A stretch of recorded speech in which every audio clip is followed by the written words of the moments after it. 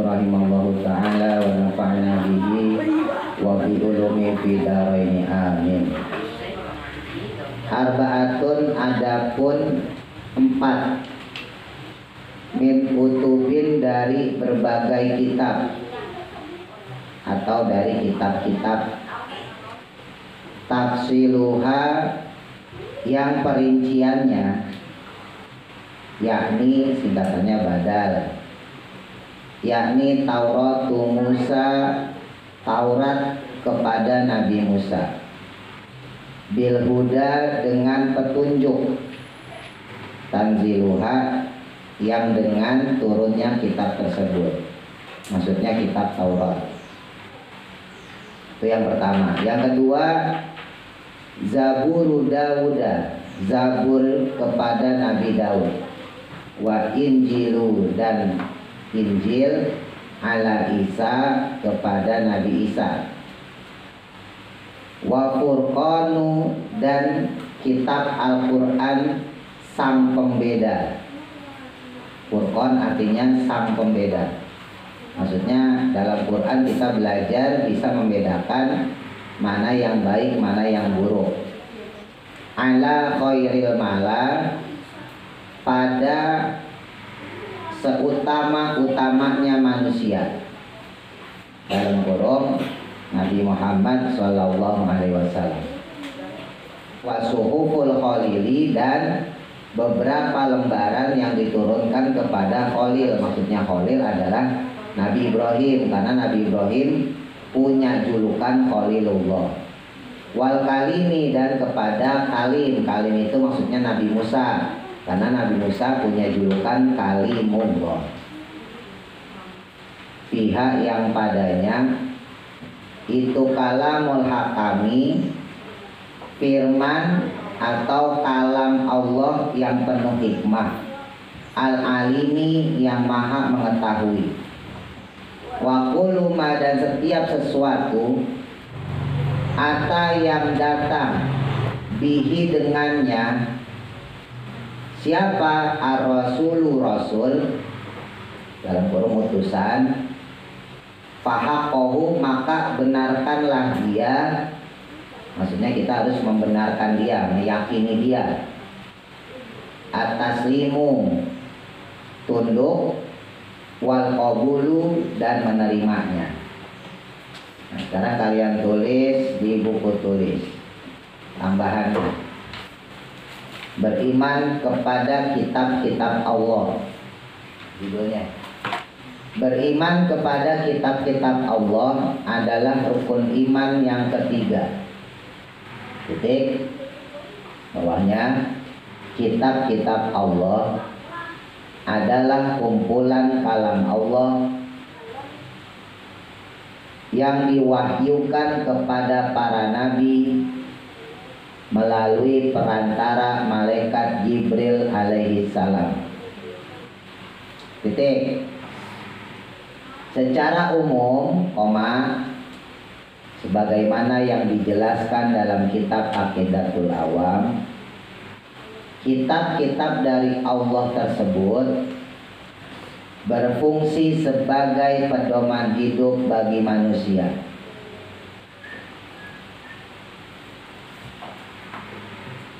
Nah, tadi dijelasin ya. Jadi ada arba'atun, ada 4 min kutubin dari kitab-kitab Allah, yang mana tafsiruha perinciannya yang pertama tadi Tauratnya Nabi Musa. Nah, saya jelasin dulu. Jadi dari Nabi Adam, Idris itu belum ada kitab.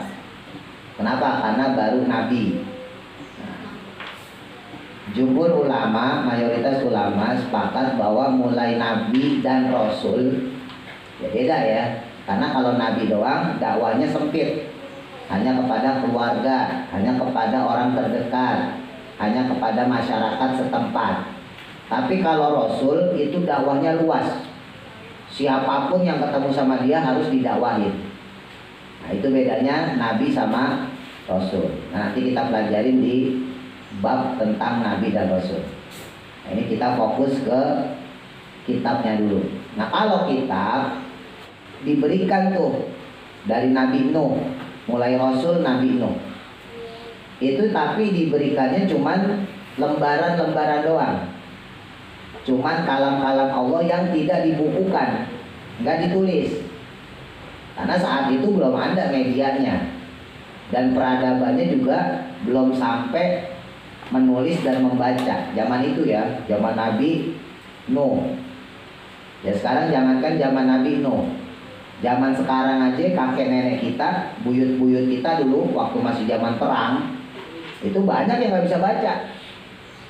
Iya, baca tulis Indonesia, baca tulis Arab gitu ya, itu banyak yang nggak bisa. Apalagi di zaman Nabi Nuh. Zaman Nabi Muhammad banyak yang belum bisa baca, belum bisa nulis. Nah, suhuf-suhuf tadi mulai berbentuk kitab yaitu pada waktu atau masanya zamannya Nabi Musa alaihis salam. Nah, Nabi Musa diberikan kitab. Kitabnya namanya Taurat. Ya kan? Kitab Tauratnya Nabi Musa itu diturunkan kagak banyak. Konon isinya cuma 40 lembar. Dan diturunkan cuma 30 malam. Bandingin sama Nabi Muhammad yang diturunkan Al-Quran selama berapa hari? Selama berapa bulan? Selama berapa tahun? Ayo yang SMP, Quran diturunkan kepada Nabi Muhammad berapa lama? Hah? Hah? Lebih dari 1 tahun. 22 tahun, 2 bulan, 22 hari. Nabi Muhammad jadi Nabi umur berapa? 40. Meninggalnya Nabi Muhammad umur berapa? 63. 63 dikurang 40 berapa? 23. Ya udah, jadi kurang lebih 23 tahun. Tapi tepatnya 22 tahun, 2 bulan, 22 hari. Loh, berarti sisanya Nabi Muhammad masih hidup? Iya. Apakah masih turun Al-Quran? Masih, tapi ayatnya diulang-ulang. Jadi ayat yang sudah pernah turun diturunin lagi. Tapi itu udah sempurna. Ya, jadi Nabi itu konon disempurnakan kitab suci Al-Quran yang turun pada beliau ketika pas pergi haji. Nabi pergi haji cuma sekali doang. Ketika pergi haji, dalam riwayat lain menurut sebagian ulama, ketika pembebasan kota Mekah. Kota Mekah dibebasin 3 tahun sebelum Nabi Muhammad wafat. Itu Quran udah sempurna. Ya, disitulah turun ayat yang menyebutkan bahwa Al-Quran itu sudah sempurna dan Islam menjadi agama satu-satunya yang diridhoi oleh Allah Subhanahu wa taala. Kalau di Qur'annya al-yauma akmaltu lakum dinakum wa atmamtu alaikum wa raditu lakumul Islam madina. Al-yauma pada hari ini wahai Nabi, akmaltu aku sempurnakan ya, dinakum akan agamamu, agama Islam maksudnya ya, disempurnain dengan Al-Quran itu. Wa atmamtu dan aku sempurnakan juga alaikum nikmatku atas dirimu, atas diri kalian umat Islam ya, dengan sempurnanya itu dengan adanya kehadiran Nabi dan sempurnanya Al-Quran. Waraditu dan aku ridho kata Allah lakum kepada kalian al-Islam Islam dinan menjadi agama. Jadi satu-satunya agama yang diridhoi Allah adalah Islam. Tapi ingat dulu Ustaz pernah bilang, dari zaman Nabi Adam sampai zaman Nabi Muhammad itu semua nabi Islam. Jadi agama Yahudi, Nasrani itu sebetulnya penyelewengan, pemberontakan terhadap nabi-nabi terdahulu. Dulu pernah Ustaz sampein, Yahudi misalnya, Yahudi itu diambil dari kata Yahuda. Yahuda itu salah satu keturunan dari Nabi Ibrahim juga ya, Nabi Ibrahim punya 2 anak, ingat ya, Ismail, Ishak. Nabi Ismail turun ke bawah Nabi Muhammad, tapi Nabi Ismail saat itu ditaruh di Mekah. Sedangkan yang ada di Syam, sekarang Palestina, itu adalah turunannya Nabi Ishak. Nabi Ishak punya anak Nabi Yakub, ya, Nabi Yakub punya anak Nabi Yusuf, dan seterusnya ya, Bunyamin dan seterusnya itu.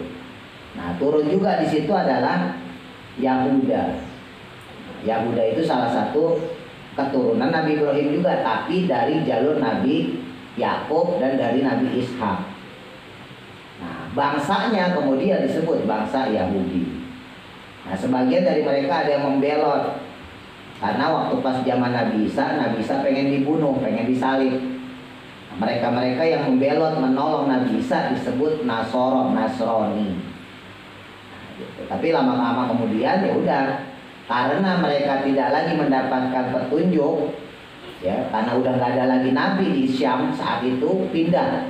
Nabinya sekarang ditaruh di Mekah, ditaruh di Arab, yaitu Nabi Muhammad. Maka mereka kegelapan bahasa kita, nggak bisa melihat cahaya agama.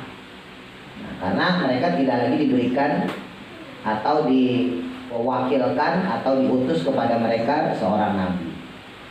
Nah, disitulah mereka yang membelot, yaitu kaum Yahudi Nasrani yang memberontak, mendapat kecaman sama Allah. Bahkan di surat Fatihah itu kalau kita baca, ghairil maghdubi alaihim waladhdallin. Ghairil maghdub itu artinya orang-orang yang dimurkai sama Allah. Dolin itu artinya orang-orang yang sesat. Ya, jadi kita minta nikmat di dalam surat Fatihah tuh, minta petunjuk sama Allah, minta jalan yang lurus. Nah, jalan yang lurus itu siratal ladzina an'amta alaihim. Siratal yaitu jalannya alladzina orang-orang an'amta yang telah engkau berikan nikmat ya Allah alaihim kepada mereka. Maksudnya jalannya orang-orang yang soleh, orang-orang yang bertakwa. Ghairil maghdubi, bukan jalannya orang-orang yang kau murkai, yaitu kaum Yahudi. Waladhdallin, dan juga bukan jalannya orang-orang yang sesat, yaitu kaum Nasrani. Kitab Allah tersebut yang wajib diketahui ada 4. 1. Kitab Taurat yang diturunkan kepada Nabi Musa alaihi salam. Di antara kandungan isi kitab Taurat adalah titik 2, kewajiban menyembah dan beribadah kepada Allah, syariat ajaran Islam, dan nasihat-nasihat berdasarkan sejarah para nabi sebelumnya.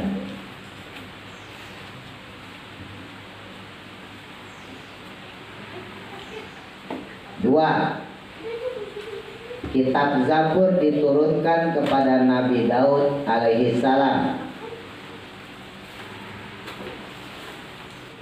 Isi kandungan kitab Zabur antara lain titik 2, kewajiban menyembah dan beribadah kepada Allah sama Taurat yang pertama, keutamaan berzikir dan berdoa serta nasihat-nasihat yang penuh hikmah.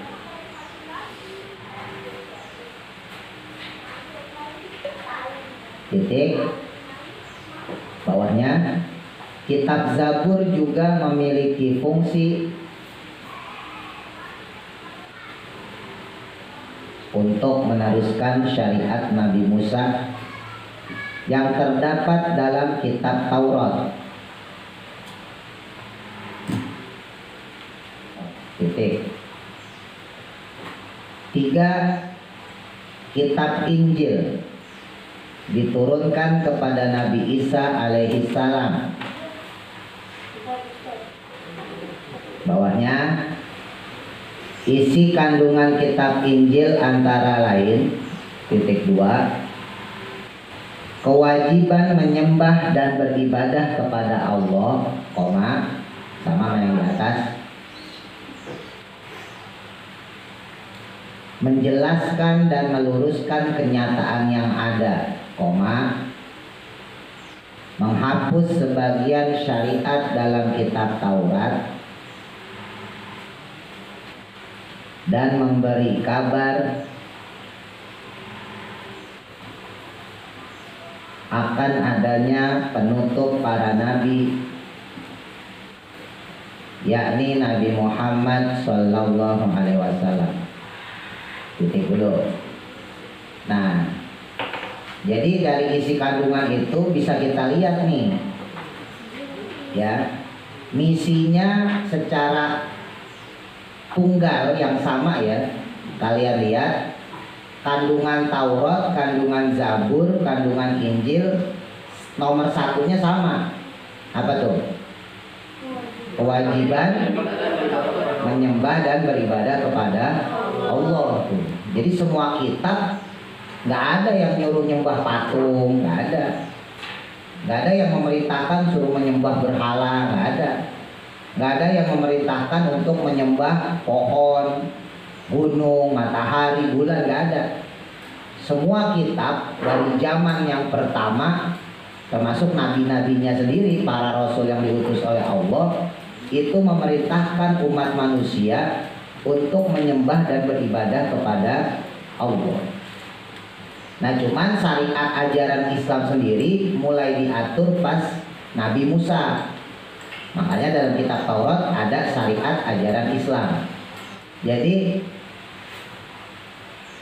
kalau bicara syariat ajaran Islamnya dari zaman Nabi Musa udah ada, cuman bentuknya aja berbeda.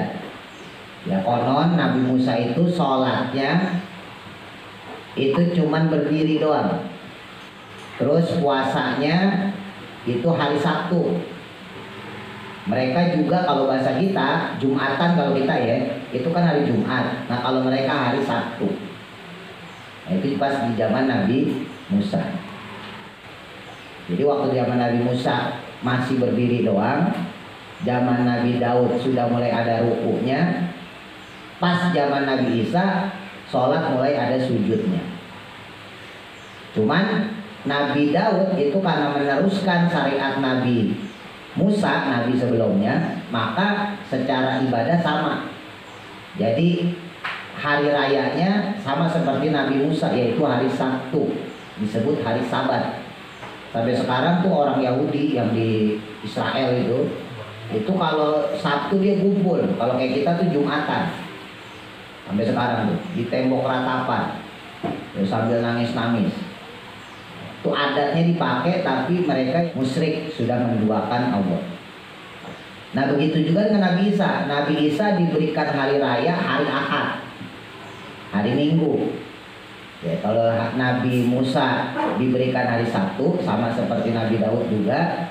Sedangkan Nabi Isa diberikan hari Ahad, hari Minggu. Sementara kita umat Islam, umatnya Nabi Muhammad SAW, diberikan hari raya hari Jumat. Makanya orang yang beribadah di hari Jumat itu beda pahalanya dengan ibadah sebelumnya.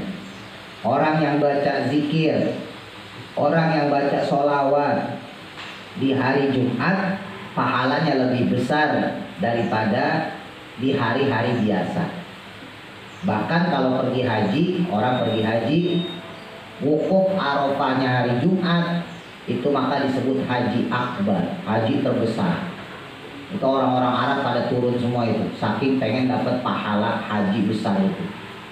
Jadi hari Jumat itu hari yang luar biasa.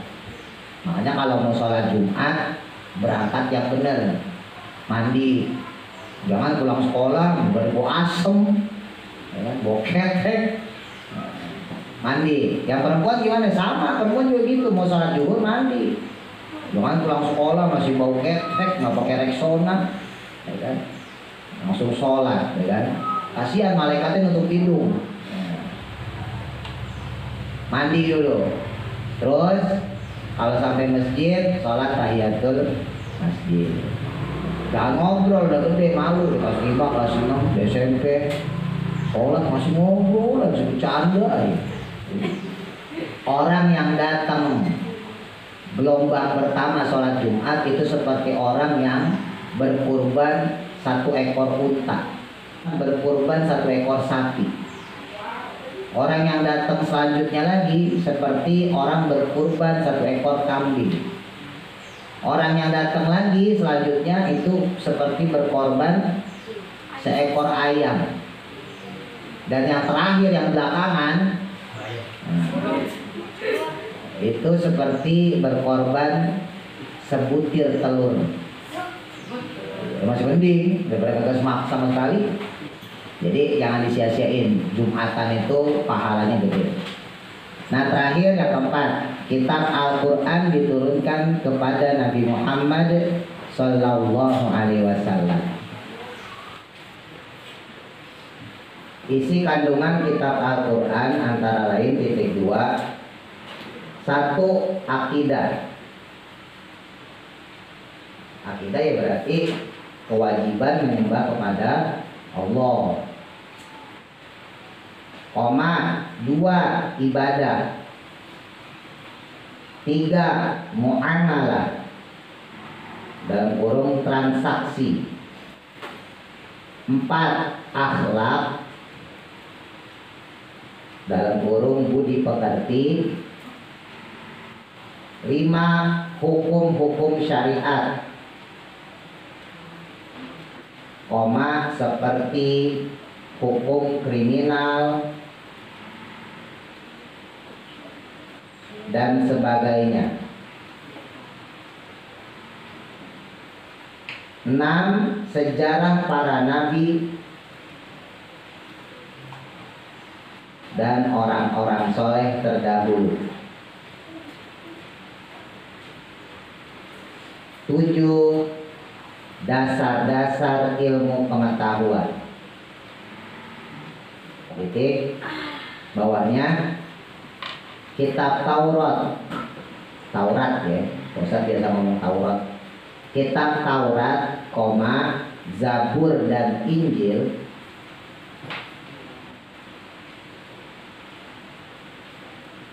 saat ini sudah tidak asli lagi. Titik. Karena isinya telah diubah oleh umat-umat terdahulu yang berkhianat pada agama dan nabi-nabi mereka. Titik. Bawahnya hanya kitab suci Al-Quran lah yang sampai sekarang isinya masih sama. Titik. Karena Allah menjamin keaslian Al-Quran sampai hari kiamat nanti. Titik. Sebab itu keberadaan Al-Quran adalah untuk meluruskan kitab-kitab terdahulu yang telah diubah, sekaligus menyempurnakan ajaran Islam terdahulu. Titik bawahnya. Sedangkan misi Al-Quran adalah menjadikan manusia memiliki akhlak terpuji, yakni akhlak terpuji kepada Allah sebagai pencipta dan juga kepada semua makhluknya, baik kepada sesama manusia, dan makhluk lainnya seperti hewan dan tumbuh-tumbuhan. Titik. Sekarang kita baca pidatul awamnya biar nggak lupa. Yang asalis A bisa lihat sampingnya. Yang asalis B, Arabi yang udah hafal jangan lihat. Yang belum hafal lihat. Abda'u bismillahirrahmanirrahim wa birahimi